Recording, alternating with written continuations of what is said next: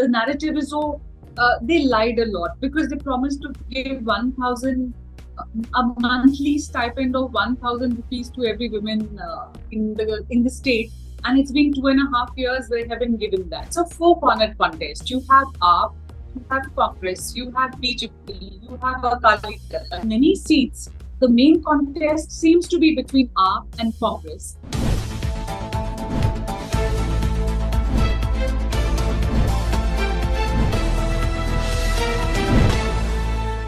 The Congress in Punjab won 8 of the 13 Lok Sabha seats in 2019. Since then, however, it has been downhill, all downhill actually for Congress in Punjab. In the 2022 Assembly elections, it won only 18 of the 117 seats, which meant it was all but wiped out from the state.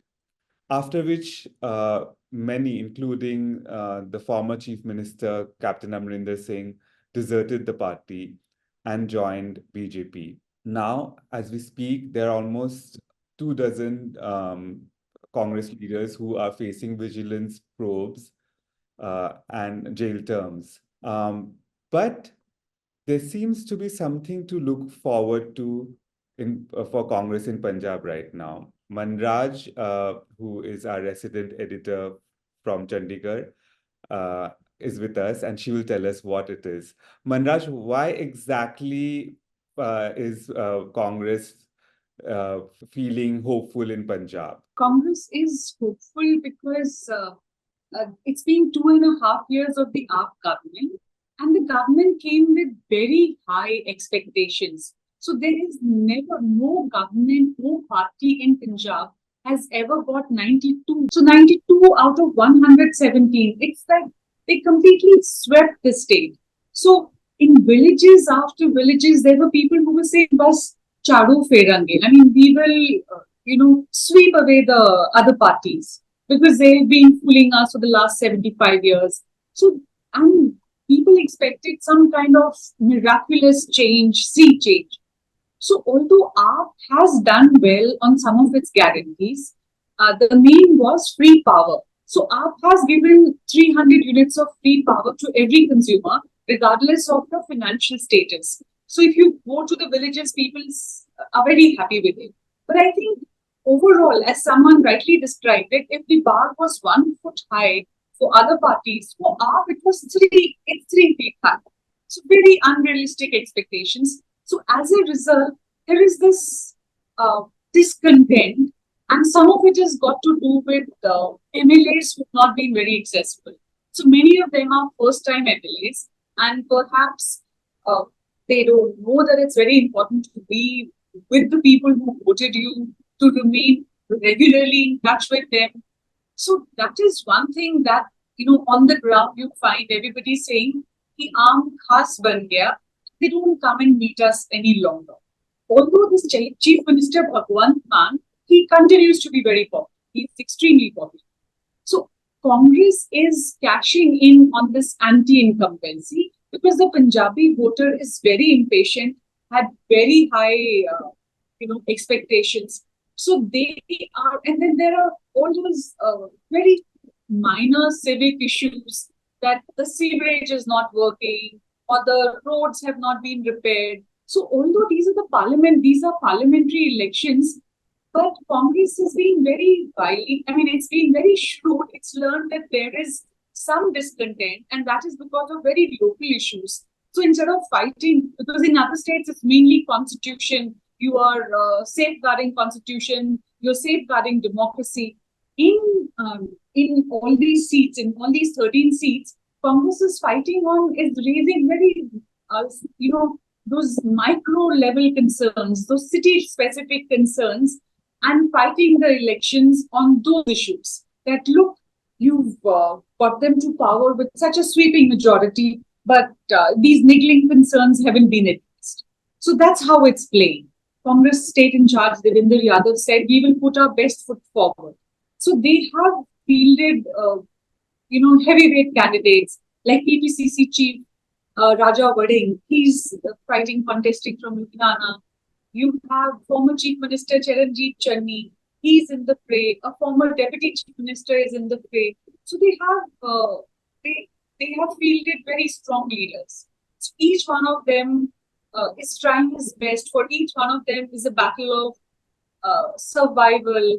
So they are doing their best. What's interesting is both AAP and Congress are partners in the India bloc in neighboring Haryana and also in Delhi. So is that in a way confusing voters? How is it playing out on the ground? Really, it's not really confusing voters here. Right from the very outset, AAP had also maintained that we are a very strong party. We got 92 votes in the assembly elections, and we are sure we'll get 13 out of 13. That's what the chief minister has been saying. And Congress, what has happened to Congress is a lot of corruption in the AAP anti-corruption drive.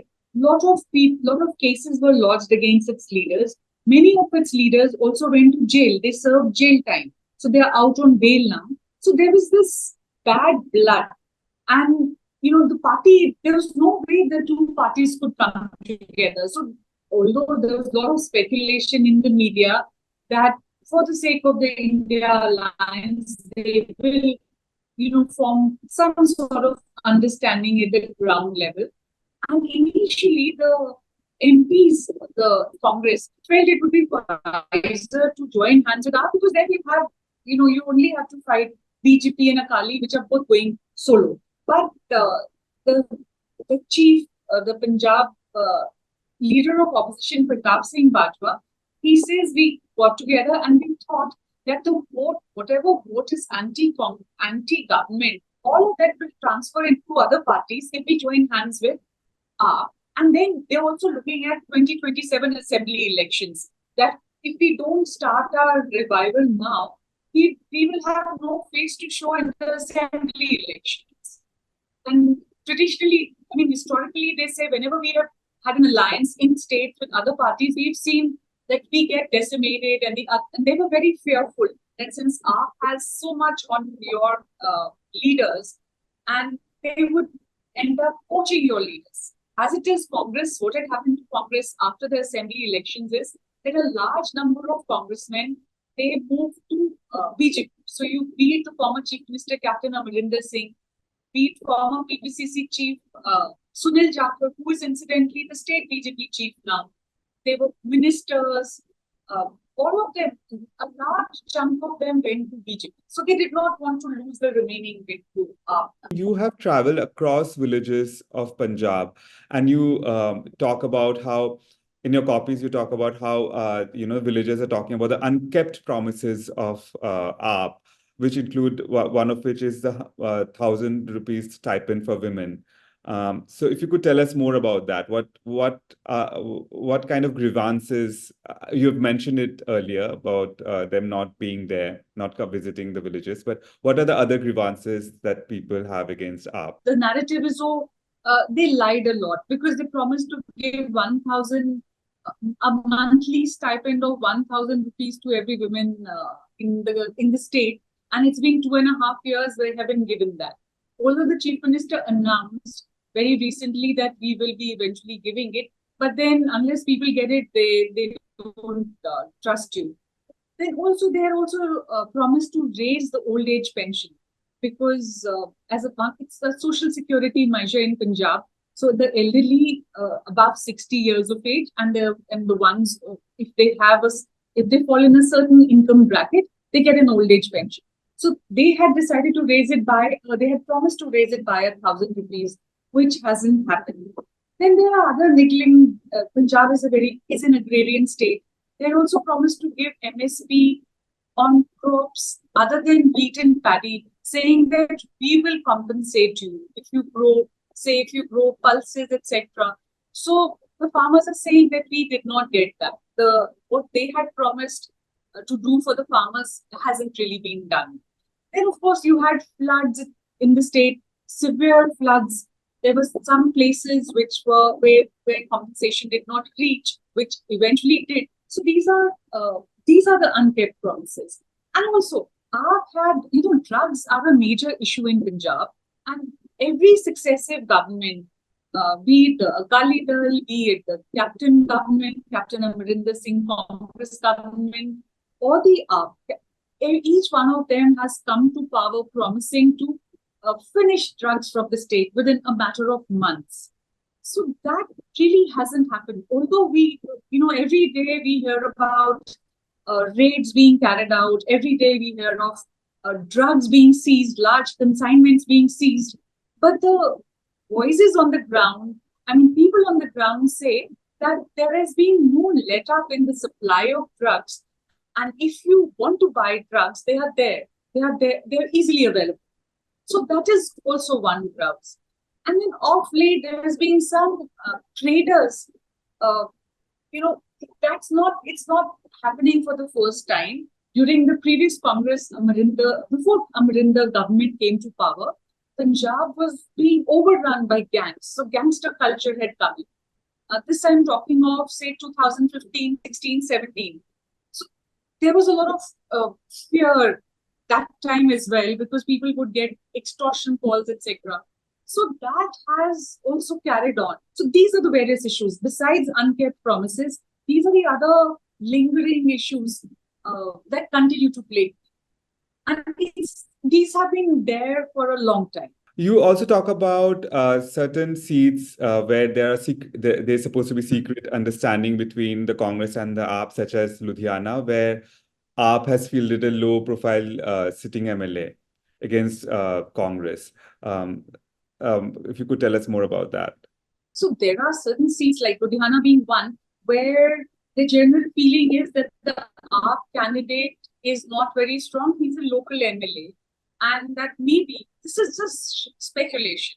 And then there is this Gurdaspur seat, where again, the AAP candidate is a young MLA, is a youngster. So people, it's the same in some other places as well. So, but AAP and Congress both have very strongly denied it. In fact, AAP has gone on record to say that we were the first ones. So I think at one vote, and it was early April when they fielded 5 cabinet ministers in the very first vote. I think about 9 seats. They fielded candidates for the 9 seats much before Congress. And then after that, in the second installment, they fielded 3 more sitting MLAs and another candidate. But of course, people, how the speculation goes. It doesn't really have to have a basis. So the very fact that there is a very high-profile Congress candidate and the AAP candidate is not so high-profile gives rise to such speculations. Also, the final question. The fact of the matter is that it's a 4-cornered contest. You have AAP, you have Congress, you have BJP, you have Akali Dal. Akali Dal is fighting for its survival. It's the oldest regional party of India, and it got a severe drubbing in the last assembly elections when it could muster only 3 seats. So they are trying very hard to revive themselves. So in these elections, the party which will be able to safeguard its vote will be the winner, because otherwise there's a lot of slicing going around. Talking about going back to Congress, on June 1st, when Punjab votes, also happens to be the 40th anniversary of Operation Blue Star. Do you think that will have a detrimental effect on Congress' chances, or have old wounds been healed? No, not really. It's a very painful chapter in Punjab's history, but people have moved on, and that's what I keep. Because had the people taken a decision against Congress, that they would have never voted for Congress. But Congress has come to power several times in the last 3 decades, 4 decades now. As you said, it's the 40th anniversary of Operation Blue Star. So that doesn't really hold good. And whatever grievances people may have had against Rahul Gandhi, because there used to be always this, the opposition and many parties would bring to fore this question, that this narrative that you never apologized for the government the Congress never really apologized for Operation Blue Star. But Rahul Gandhi has been to the Golden Temple several times. He spent fact, he came on a private visit, spent 3 days, was very visible there, was part of the Sangat, the community, did seva in the community kitchen, did the, you know, cleaned the footwear and so on of the pilgrims. So I think that's in the past. It is painful, but people are not going to hold the present Congress to account for that. So, finally, to wrap up, will Congress really benefit from the anti-incumbency sentiments against AAP? Only time or June 4th will tell. Thank you, Manraj, for Yes, joining us for this. we will have to wait for June 4th, because this time the people have been very, they are, it's like this. They are very confusing. You go talk to someone and he'll tell you, nahi, koi kam nahi hoya, no work has been done. Then you ask them, what about the electricity bill? Oh yes, that's a very good step. I don't get any bill any longer. What about the Aam Aadmi clinics? Yeah. I'm very happy with that. So there's some confusion. And also the very fact that there are 4 candidates in the fray. And although at many seats, the main contest seems to be between AAP and Congress. But you see, Congress had already had 8 seats in the last Lok Sabha election. And AAP had only 1. So we don't really know who will gain more. Okay, so yeah, till June 4th, keep on watching our YouTube channel. And on June 4th, we'll have a special discussion with Manraj and other political experts on Punjab and other Indian states. Thank you for watching this video, and keep on watching our videos on the Indian Express YouTube channel. Do subscribe to us. Thank you.